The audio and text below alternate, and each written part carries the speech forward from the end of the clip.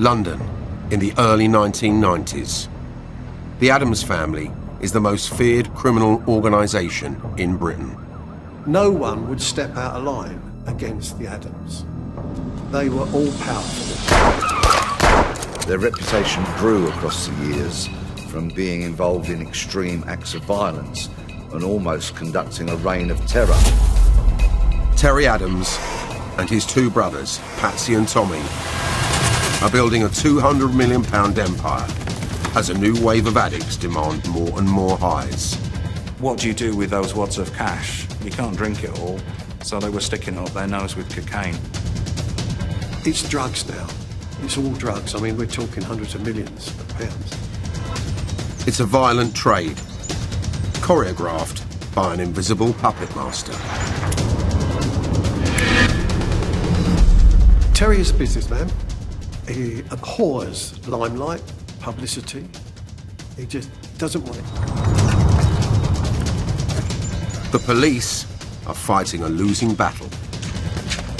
The Addams family have proved pretty much untouchable. There's no witnesses that are going to identify anybody. There was no forensic evidence.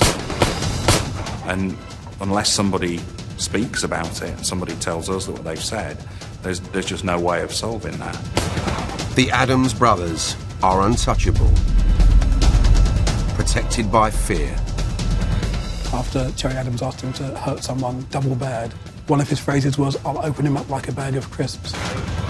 They liked to drink, they liked to laugh.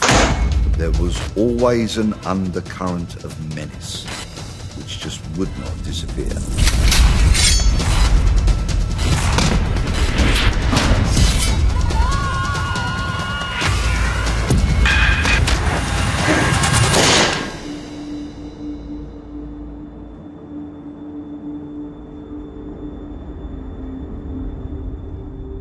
London, the 1960s. The greatest port in the world is falling into ruin. Petty criminals rule the inner city. Violent crime is a survival strategy for the Addams family with its 11 children. Their methods of operating were very much old school. Things that you saw in the Sweeney, things that you saw in Lock, Stock and Two Smoking Barrels, real use of muscle to get your own way. You didn't cross them. You didn't, you know, if they wanted something, they got it, and you didn't go against them. Barry Faulkner is brought up alongside the gangsters who rule London. In those days, there was a huge gulf between the haves and the have-nots. There really was.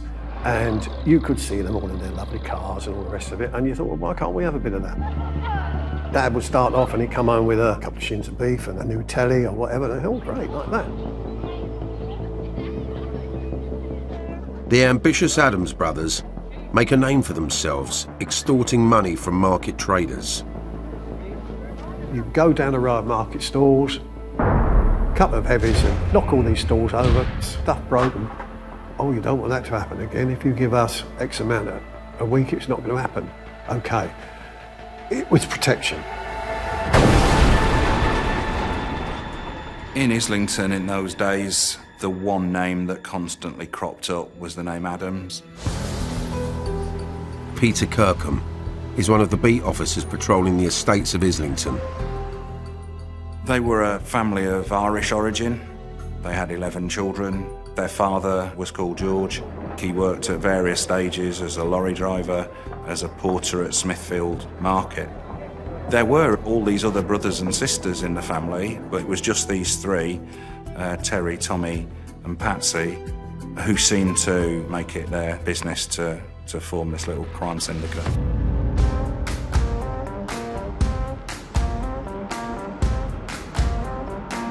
The London underworld in the 1960s is dominated by the legendary Krays.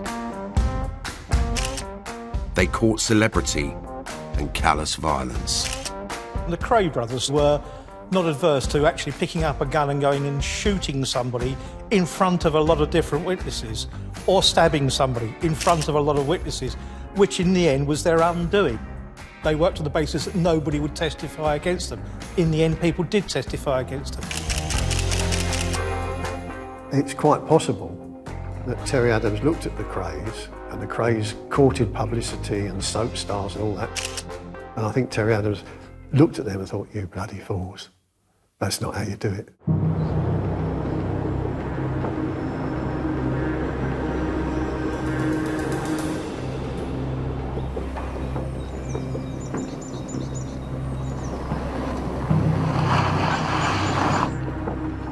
Terry is a businessman.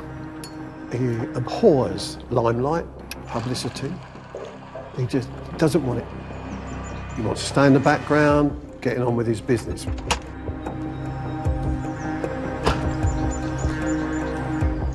Terry is now the shadowy leader of what has become known as the A-Team.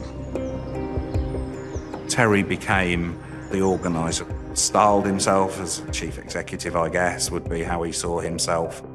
Terry has always been the brains of the family. He's always the most savvy one, the smartest one, and certainly the one who did best in terms of what they did with the money they made. He was the one who kind of ran everything and oversaw everything and made the most sensible decisions. Terry is the boss. His brother Tommy is the entrepreneur. Tommy is a fixer. Tommy got involved with financiers or the launderers of stolen money and goods. He'd also formed links with Jamaican yardie gangs, and so Tommy had sort of got involved in those sides of the business, and so he'd got access to large amounts of money one way or the other.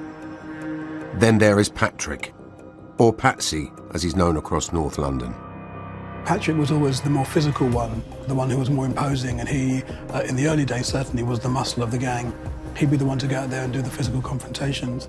A bit of a live wire. He used to let his fists do the talking a bit too often and had to be reined in a bit, now and again by the other brothers. Patsy was generally considered the most violent of the three. Though there's not a lot to choose between them, to be honest. Patsy was probably just more hands-on. It's time for the next step up the criminal ladder. The natural progression in those days was to armed robbery. The golden age of armed robbery in London was in the 1970s. There was a lot of cash on the move. Lots of people were paid in cash. There were payrolls to be robbed way before electronic banking. So there was a need to be moving cash all the time.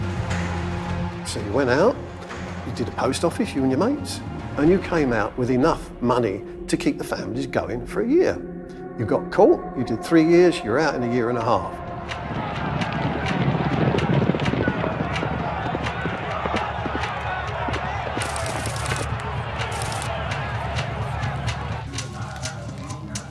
Patsy is targeting a North London betting shop. Where's the money? Come on, where's the money? Give me the fucking key.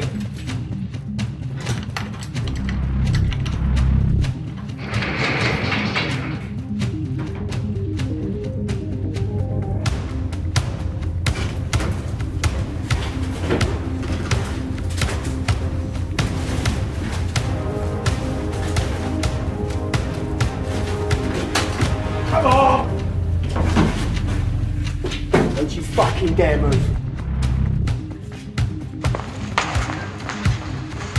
Hours later, armed police track Patsy down to the heart of the Adams patch. With a gun stuck in his face, he's arrested. He gets 7 years. I think that was a big turning point in the way the family grew. They'd started off dabbling in everything, but once Patrick got caught, they realised that armed robbery wasn't really the way to go.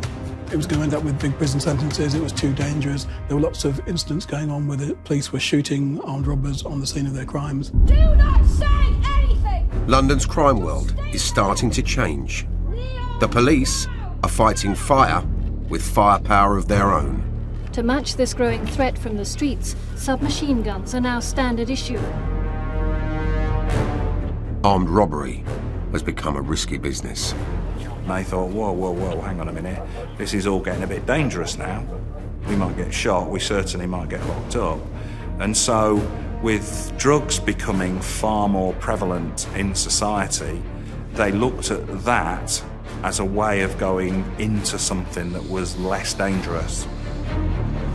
The really smart robbers were realising there wasn't much future in armed robbery, and that people were starting to invest their proceeds from robbery into things like drugs because there was a much lower percentage chance of being caught, and potentially there was a lot more profit to be made out of drug dealing than there was out of armed robbery. It was easy money. It was easy money. You didn't have to plan anything. You didn't have to break in anything. It was just, all you got to do was get them into the country. And you didn't do that. There was some other fool being a mule. He's the one that's going to get caught at customs and put down for 7 years, not you. It's the 1980s. The narcotics trade is exploding. Drugs are a hugely lucrative business, and demand is growing fast. The London gangs go into battle for their share of the spoils.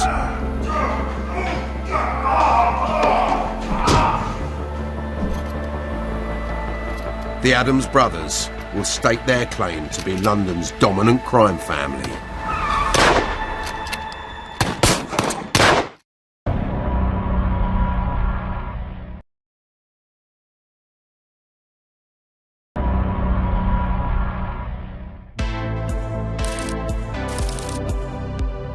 The 1980s.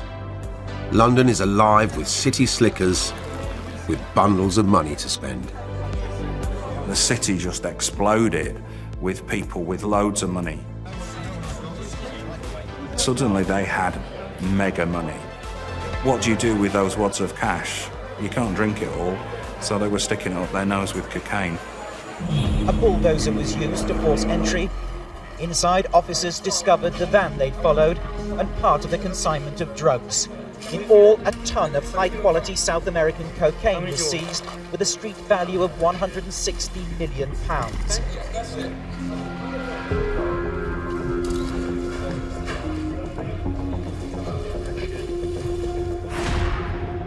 Crime families like the Adams are making millions from the flood of lucrative drugs.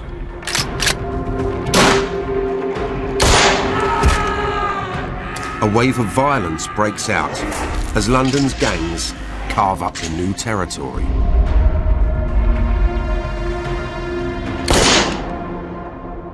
I first joined the police as a young, raw 18-year-old.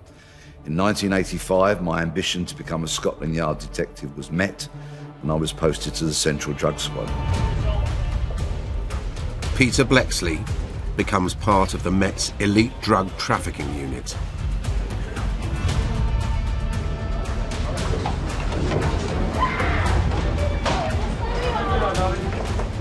We were tasked with combating those involved in the importation, wholesaling and the distribution of major quantities of drugs. Already at that stage, the Adams family name was synonymous with that kind of crime. He's fighting drug lords who make themselves almost invisible. It's incredibly difficult to convict the kingpins who sit on top of the triangle because they rarely get their hands dirty. They don't touch the drugs. They don't transport the drugs. They don't package the drugs. They've got lackeys to do all that for them. Seizures of cocaine were up by an alarming 125%. Most of it comes from South America. It's the cocaine, I think, that we are worried about, the possible growth of that and the influence of South American drug barons. The Adams brothers are surfing a wave of ever-increasing demand. In the early days, the Adams were very much involved in the cannabis trade. It wasn't huge money, but you could easily double or treble your investment each time. With something like cocaine, you can spend far less because the raw material is much cheaper where you buy it at the supplier country. You might only spend £1,000 on a kilo of cocaine, but once you get it to the UK, you can sell it for £40,000.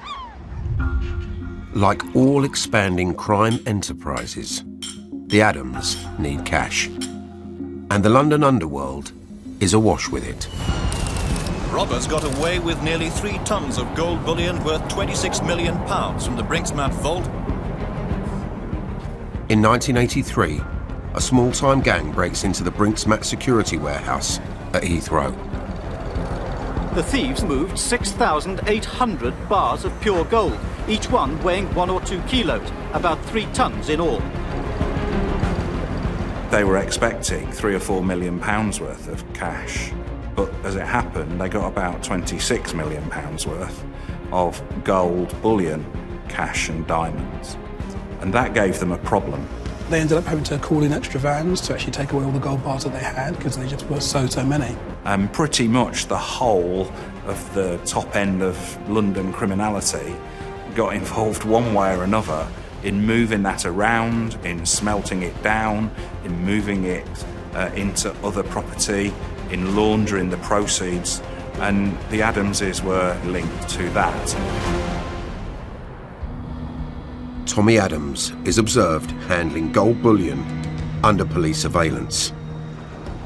But he claims he didn't realise it was from the Brinksmat robbery, and he's acquitted.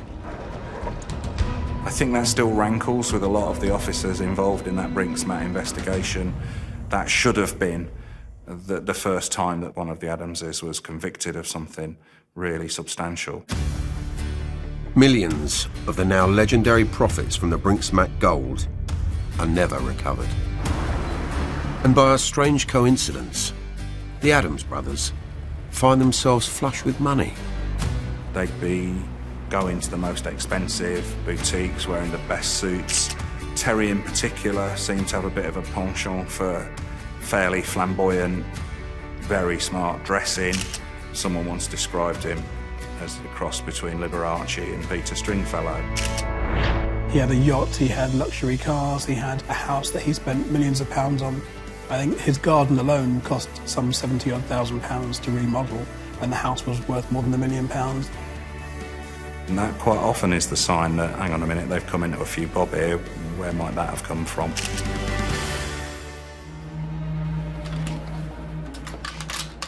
Once, when the main threat came from armed robbers, the police knew what they were dealing with. Now, since the boom in the drugs trade, there's no single group of active criminals. They use them as a status symbol. The more they're used, the more important the gun becomes and the more important the user becomes. Well, it's all, everything's been taken off it. The Adams drugs business is now flourishing. Weapons multiply, and the battle for territory with rival mobs flares up.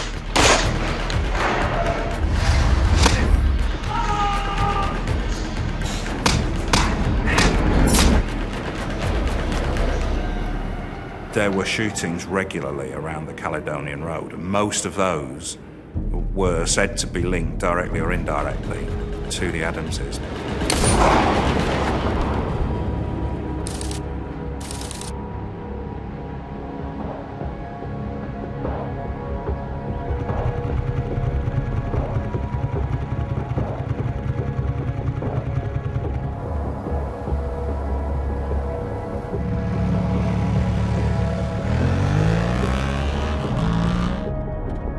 A police informant is returning home from a drink at his local pub.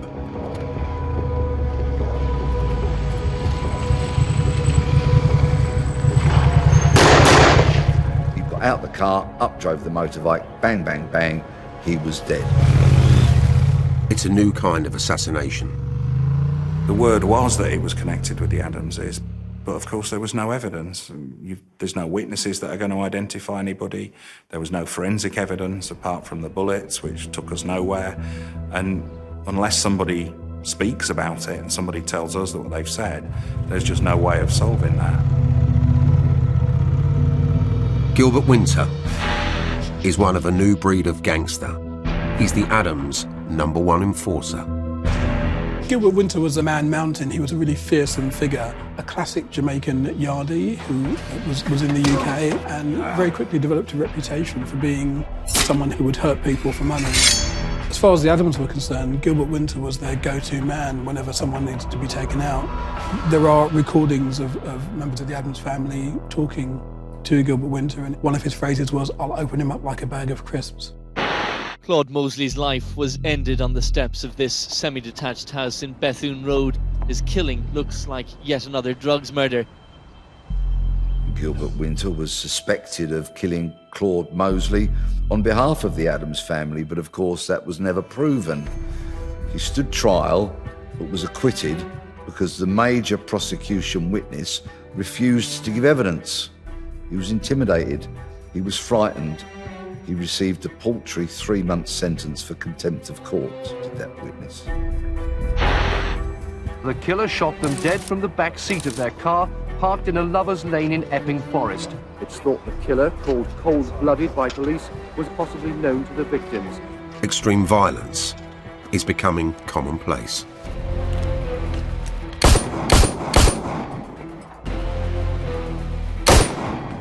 The Adams reputation is growing. Terry was very much treated like a member of the royal family. Whenever he went into a room, everyone would stand up. That was the level of respect that he was given within the criminal community.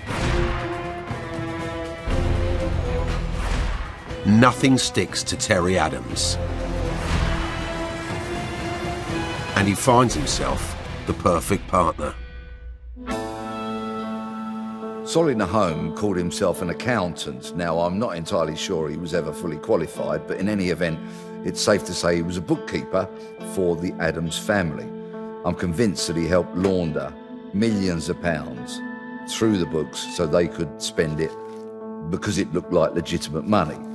He was very quick, very sharp, very good with numbers, and he was very trusted by the Adams family because of the work he'd done for them early on. So he was brought in and very quickly became the linchpin of their organisation. They started spending the money on legitimate businesses, and it was something Terry especially had tried to do to give a sort of veneer of respectability to what they were doing and to money that they had and to the lifestyle that they were living. They were looking at greengrocery business, florist businesses, anything where you could disguise the amount of money coming in because it was being paid in cash.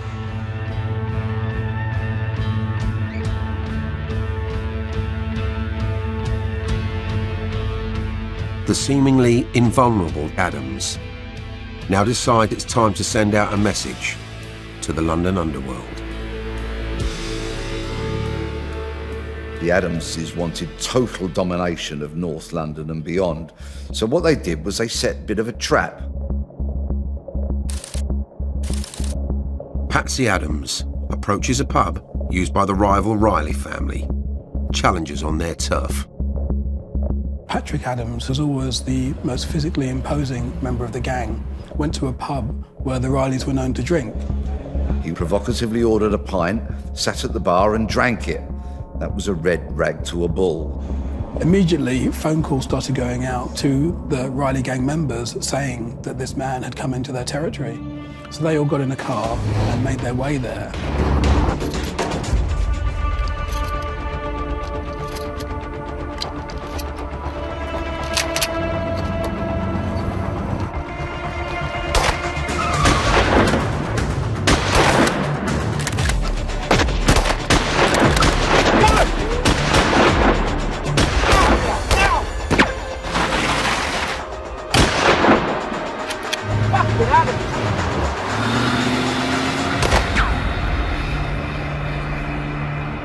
No one actually got hit, no one got hurt, but the message was received loud and clear, and the Rileys didn't mess with the Adams after that. That was really the sort of turning point. We were no longer talking about the Adamses as a local crime family. We were talking about the Adamses as this organised crime group that had tentacles everywhere. The Adams brothers are the dominant force in the London underworld. Rivals have been put firmly in their place. But the police are fighting back. They have weapons that even the Adams fear. Law enforcement knew they were a real problem, and something had to be done.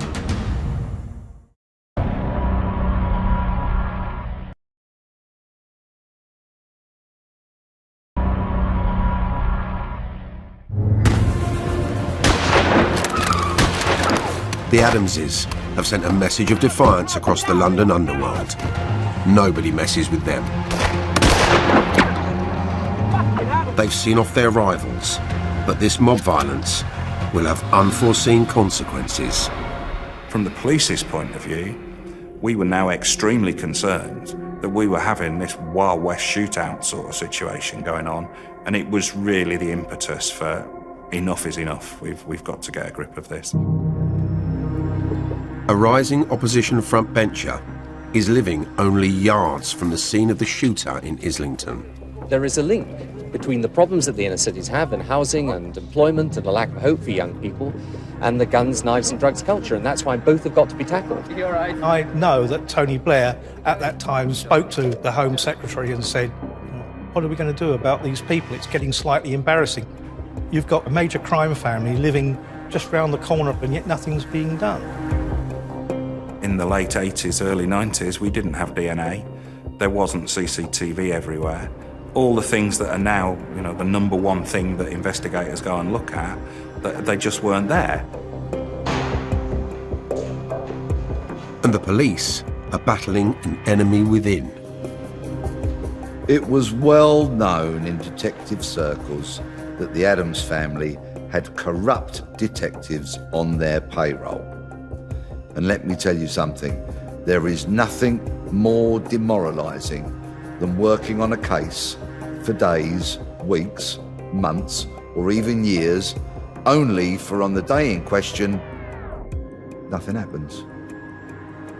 And then later on you find out a corrupt cop has compromised the investigation, has blown it out for a few grubby, filthy, rotten £1,000 in their pocket.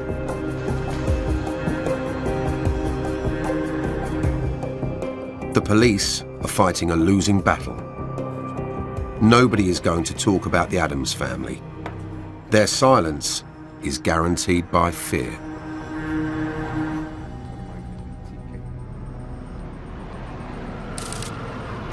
An Adams dealer is accused of stealing drugs profits.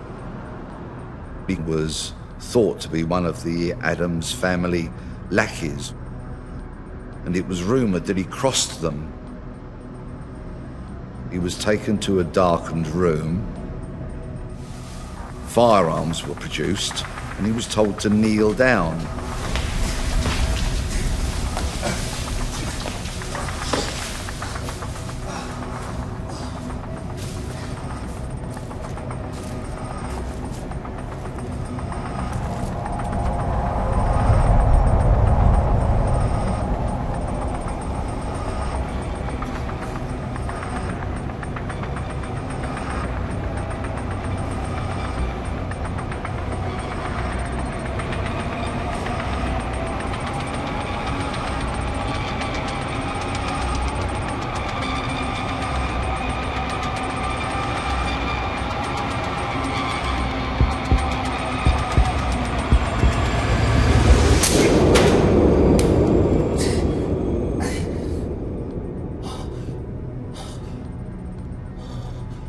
He believed he was going to be shot.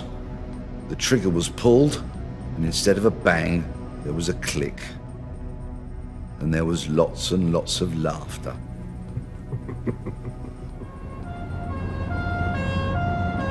For the police, enough is enough. The Adamses have gone a step too far. It was beyond anything we were going to be able to deal with locally. It was something that was going to need a special unit. And obviously police officers knew of that idea of this special unit because that was what brought the krays down eventually. The police create a special task force, led by the National Crime Squad, designed to bring the three Adams brothers down at any cost. This time, they have a stroke of luck. I feel the hand of history upon our shoulder in respect of this. I really do. Now, maybe it's impossible to find a way through. Maybe even with the best faith in the world, you can't do it. But it's right to try. I believe the people are determined. They all assured me last night that they're prepared to make the necessary moves that can put this all in place, and hopefully they are. I'll tell you tonight. The Good Friday Agreement had largely brought peace to Northern Ireland and in turn to the mainland UK. So the security services had a bit of time on their hands, and they were very keen to justify their existence by getting involved in serious and organised crime, and they had a lot to offer. 2, do you have eyeball on suspect 1?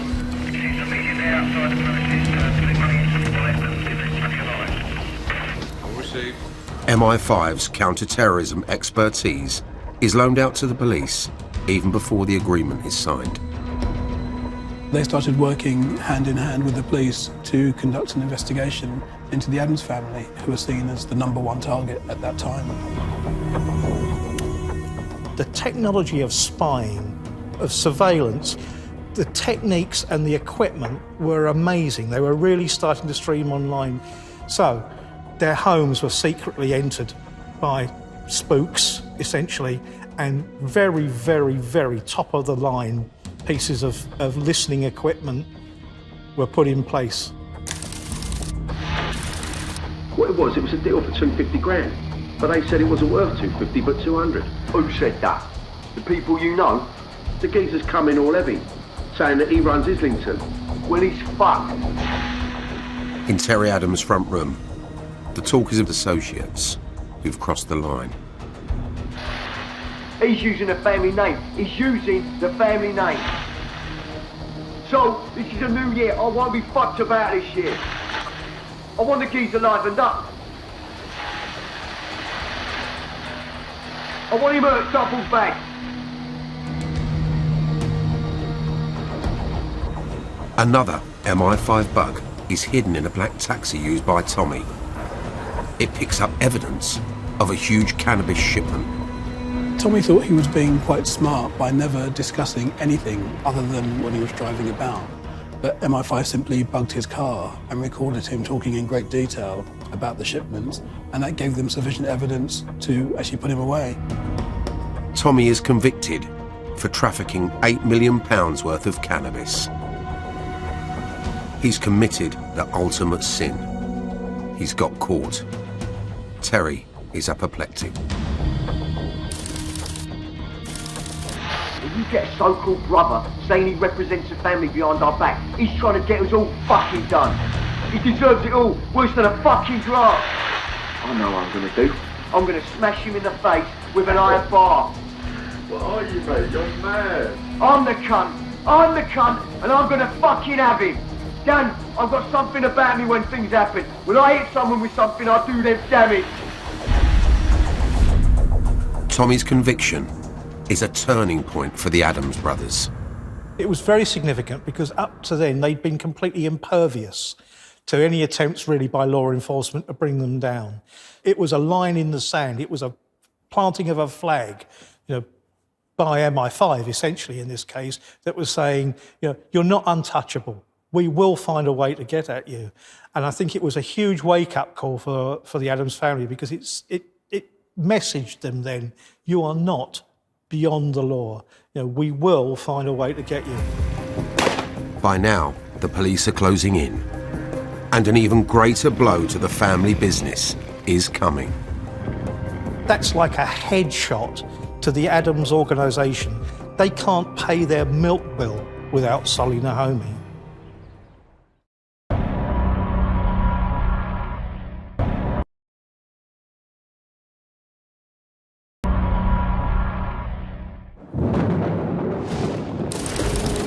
With Tommy Adams convicted of drug trafficking, enemies are circling the embattled Adams brothers. The family's bookkeeper is on his way home. Solly Nahomi was very much the centre of the Adams operation in terms of their finances. He was the man who knew where all the money was kept. He noticed a motorcycle at the end of the street revving its engine. And it seems that he knew what was about to happen.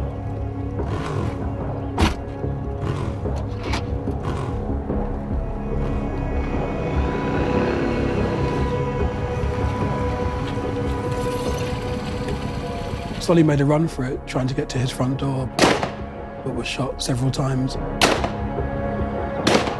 and died at the scene.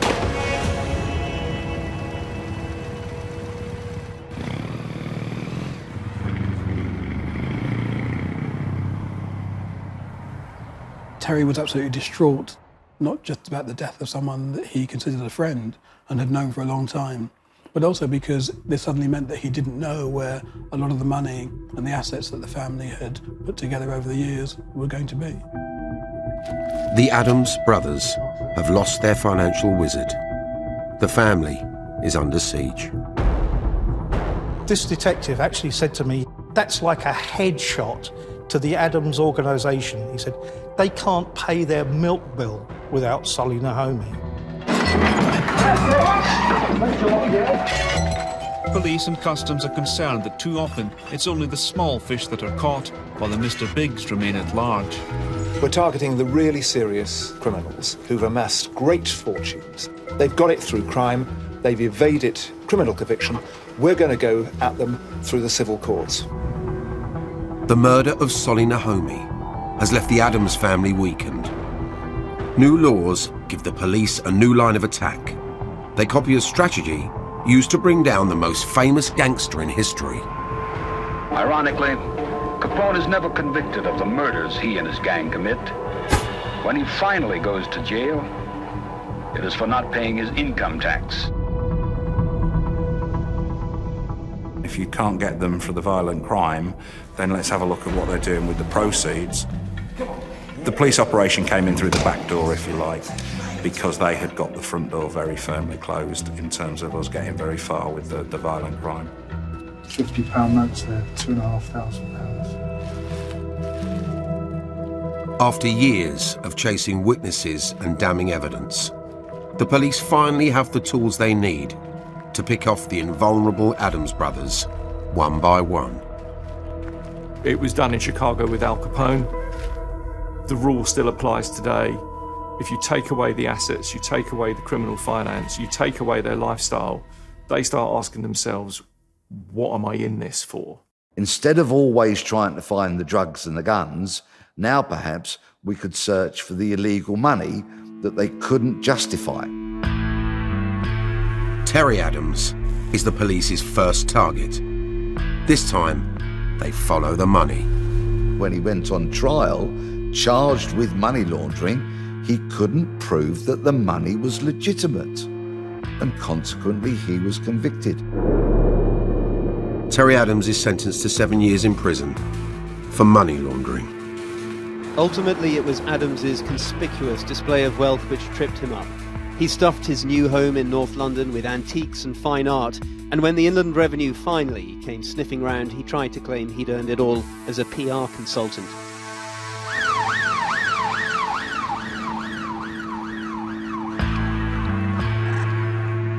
One down, 2 brothers to go.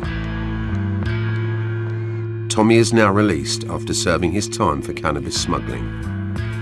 But it's Patsy who the police have in their sights.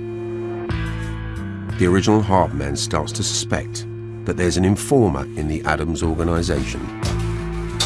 Paul Tiernan was reputed to be an informant, a grass, a snitch, and in criminal circles there is no greater crime.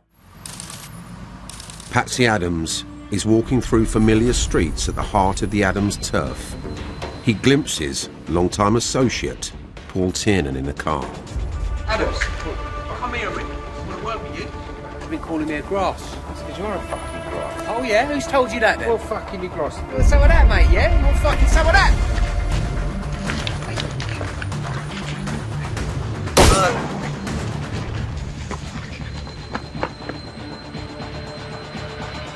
Tiernan survives. Patsy is caught on CCTV running from the scene. He's brought to trial and convicted.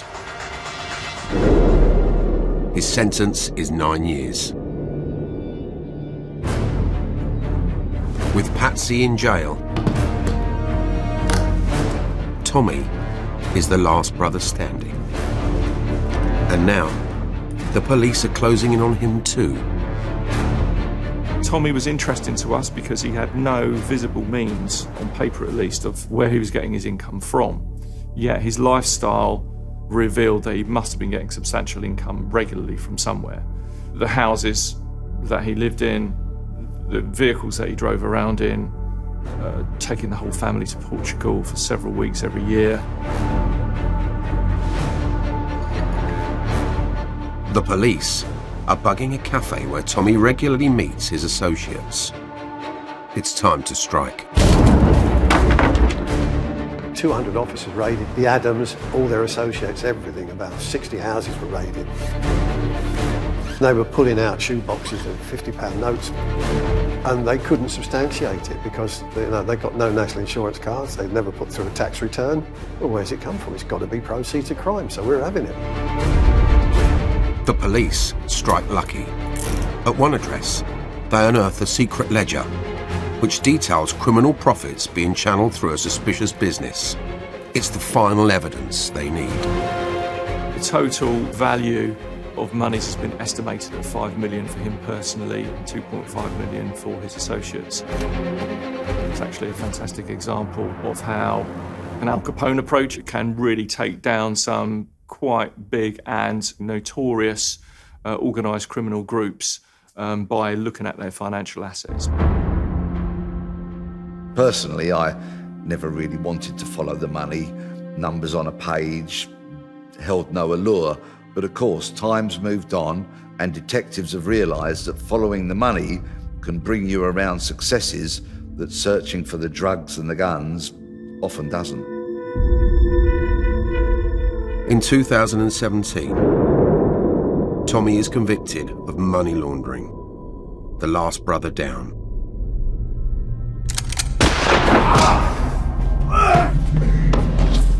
The untouchable Adams family has been outwitting the law for years.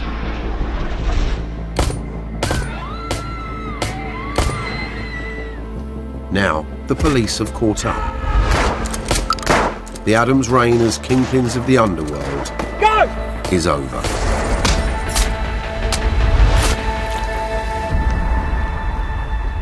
Ultimately, they became out of sync with modern criminality. They weren't aware of the tricks and techniques that the security services could use against them. They weren't able to spend the wealth they had, so they kind of were out of sync. They were analog gangsters in a digital world. We talk of gangs on the streets of London today. No, they're not gangs in this way. This was an old school type of gang, and I don't think we'll see many, if any, like that anymore.